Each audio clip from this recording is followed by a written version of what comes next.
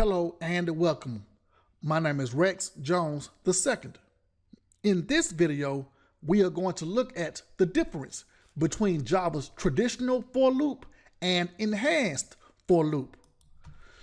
The first block of code is Java's traditional for loop, and the second block of code is an enhanced for loop.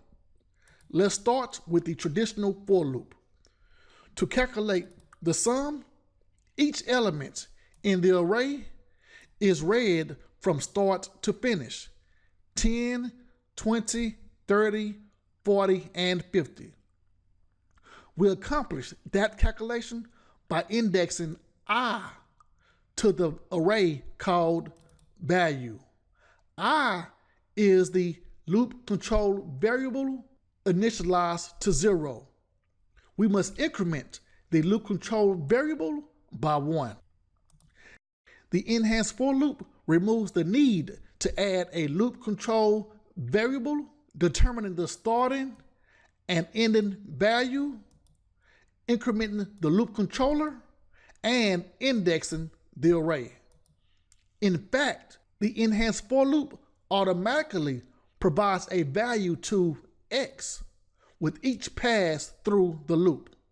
Therefore, the first iteration, x equals 10. On the second iteration, x equals 20. And it will continue until x equals 50. We can use the traditional for loop for collections, but the enhanced for loop was designed for collections such as an array. Also, the enhanced for loop prevents boundary errors. That's the difference between Java's for loop and enhanced for loop. Online courses coming soon. Books available in paperback, ebook, and PDF. All Part 1 ebooks and PDF documents are free. Programming books for UFT. Programming books for Java. Here's the Selenium automation book. And TestNG. Subscribe to get notification of future videos.